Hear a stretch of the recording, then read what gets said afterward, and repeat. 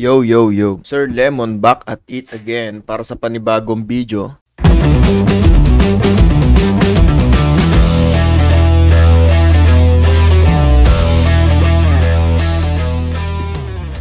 Alright. So, Sir Lemon ninyo, no? Nananahimik na naman tapos may nakita na namang video na nakakapang-init ng ulo, no? Ewan kung bakit tong mga ganitong content creator, mga vlogger, motovlogger, hindi na natuto, no, mga ka-lemonade.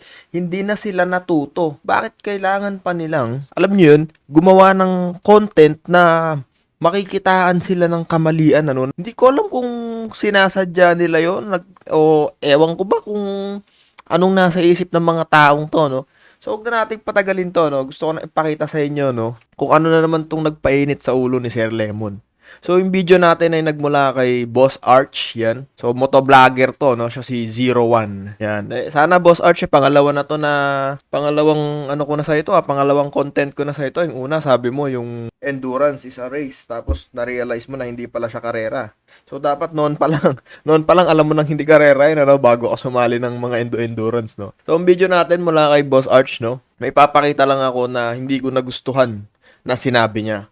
So, ito yung video na yun, panoorin natin. So, ito yung video na sinasabi ko, no? Video ni Boss Arch. So, panoorin muna natin onting introduction lang ng video na to. So, pinapakita niya rito yung adventure bike niya. Adventure bike, hindi ganun ang pagsakay. So, ganito sumakay ng mga adventure bike.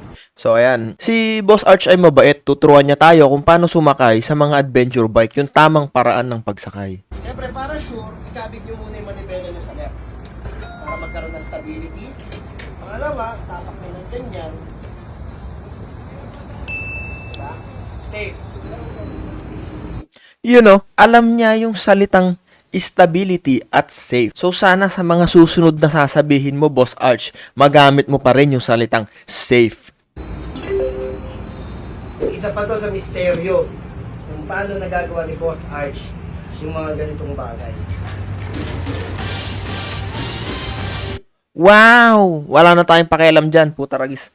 Grade 6 pa lang ako, ganyan ko nang iniikot yung scooter ng kuya ko, no? Grade 6 pa lang ako, malit kasi ako. May scooter siya noon, mga 50cc siguro yun, ano? Pagka i-buwelta ko, ganyan ko siyang binibuelta. Hindi pa uso yung flat seat noon, hindi ko abot yun. So, i-pass forward na natin tong video na to. Or may problema. Tayo! Tayo agad. Pag may problema daw sa daan, ganyan na madadaanan, tumayo kayo sa motor nyo. Kasi parang stunt yun parang stunt. Feeling ko mga stuntman lang ang gumagawa nun. Nagtatanong sa akin, paano mo nagagawa yung Boss Arch yung nakakabangking ka dun sa tracer mo ng isang kamay? Putang ina, baliw lang ang bumabangking ng isang kamay maliban sa mga stunt riders, no? Gago! Baliw lang ang babangking ng isang kamay. Ha? Boss Arch, gamitin mo ulit yung salitang safe. Boss Arch, sige bumangking ka one hand, forever kang mag one hand tuwing bumabangking ka, ha? Sinasabi ko sa inyo, nagyayabang kayo sa ibang mga motorista dyan, sabi nga nung isang rapper, hindi mo na dapat ginawa, ipinagmamalaki mo pa. Saka makakakita nun, Boss Arch, babangking ka one hand, di ba? Kung yung mga nasa Marilaki nga, bumabangking, dalawang kamay, tumataob pa, ikaw pa kaya mag one hand. Diyos ko, day, puday. Shit! Tuloy natin. I think yung motor meron tayo cruise control. Ang maganda sa cruise control, pag sinet ko siya ng mababa, kunyari, set ko siya ng 30 kph at mabibitin ako sa speed na yun, pwede ko Tignan ninyo mga ka-lemonade, oh. Di ba, plinex niya pa na naka-free hand siya or no hand? Di ko alam kung anong term ninyo dito kasi sa amin, nung bata ko, ang term ko sa bisikleta pag hindi ko hinawakan yung manibela is free hand. Yan, so nag-free hand siya na nakamotor. naman siyang i-throttle up. Pero pag Tinuturo niya kung paano gamitin yung cruise control. So, mga ka-lemonade, kung napanood nyo sa pinakasimulan na itong YouTube channel ko, meron akong finiture na isang vlogger na ganito ang kinontent niya, no? Pinakita niya na nasa expressway siya na naka-freehand siya. Kesyo nga daw merong cruise control yung motor niya. No need na hawakan yung manibela. Putang ina, ibang cruise control parehas ang cruise control ng motor at ng sasakyan. Pero, magkaiba ang risk, ha? Magkaiba ang risk at safety ng four wheels at ng motor. Sa sasakyan, pag nag-cruise control ka, hawak mo pa din yung manibela. Putang ina, sinabi ba sa sasakyan? Pag naka-cruise control ako, hindi ko nahahawakan yung steering wheel. Ulul. Sa motor, putang ina, pag may cruise control ka sa motor, hindi sinabing wag mong hawakan yung handlebars, ha? Hindi sinabing wag mong hawakan yung manibela. Ang cruise control, para hindi lang mangalay yung kamay mo nang gumagano, no, yung nagbe-bend yung wrist mo. Nagbe-bend yung wrist mo kasi nga yung throttle, 'di ba? Kaya nga may cruise control. Hindi yun sa pwede mong bitawan yung manibela.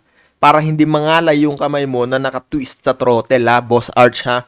Ang galing-galing mo, idol ka ng marami, tapos kabobohan ituturo mo sa mga tao. O, sino ngayon kokontra sa akin? Sige, sino kokontra sa akin?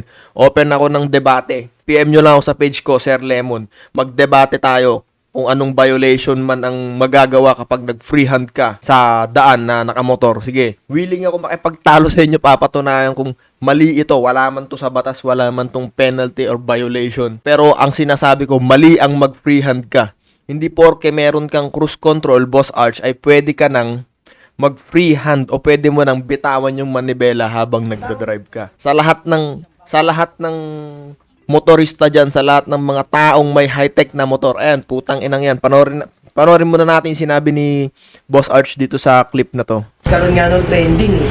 Gusto nila nakahawak pa rin sa manibela kahit cruise control. Nako, wag niyo pong gagayahin tong pasaway na rider na ito. Putang ina, Boss Arch naman, oh. Gusto nila nakahawak ka pa rin sa manibela kahit cruise control. Nasira ulo ka bang gago ka? Gusto ko pag may cruise control ka, pumikit ka, ha? Gusto ko pag may clear visor yung helmet mo, pumikit ka, ha? Huwag kang magmulagat, putang ina, ewan ko, hindi ka maaksidente. Ba't puro kabobohan ang tinuturo ninyo? Kayo yung may mga pangalan sa larangan, bakit hindi ninyo i-educate yung mga maliliit na mga motorista natin? Bakit kailangang kabobohan ang ituro nyo, Boss Arch? Ha? Magalit ka na kung magalit ka sa akin, Boss Arch, ha? Willing ako nga sa'yo, magdebate tayo. Tignan natin yung mga grounds ng mga risk ng mga sinasabi mo na bumabangking ng one hand, magmumotor ka ng naka-cruise control nang hindi hinahawakan yung manibela, yung handlebars ng motor mo. Tangina, sabi ko magkaibang sasakyan at ang motor. Sana maintindihan nyo yun kayong mga model dito, no? Mga motovlogger kayo, no? Kayong mga modelo sa mata ng mga maliliit na mga motorista natin. Kaya Boss Arch, ko ako sa'yo, bawiin mo lahat ng sinabi mong yan. Yan sinasabi ko. Kung mali ako, kontakin mo ako, i-PM mo ako sa Facebook page ko. Pero sinasabi ko, yung sinabi mo, Boss Arch, napakalaking kamote mo dun, no? Pangalawa mo na yan, Boss Arch. Una sinabi mo, endurance is a race. Ngayon, Boss Arch, ito naman sinabi mo. Huwag nang hahawakan ng manibela. Hindi mo na kailangang hawakan ng manibela kapag na-cruise control ka, puta. Sabi ko sa'yo, pag ikaw na-aksidente, saan mo gustong itakbo sa pinakamalayong ospital? Di ba, syempre, isipin mo sa pinakamalapit. Yun ang sinasabi ko sa inyo, ha? Itigil yun na yung mga kabulukan ninyong pinagsasabi ninyong ganyang cruise control sa motor na bibitawan yung manibela. Kahit saan tayo magharap, kahit saan tayo makarating, mali yung ginagawa nyo, mali yung sinabi mo. So yun lamang mga ka-lemonade, hindi lahat ng sinasabi ng mga taong may pangalan, mga influencer ay tama. Okay? So yun lamang, Sir Lemon out. Bye! Ride safe, Boss Arch. Sabi ko sa'yo, pag clear ang visor ng helmet mo, pumikit ka! Gago!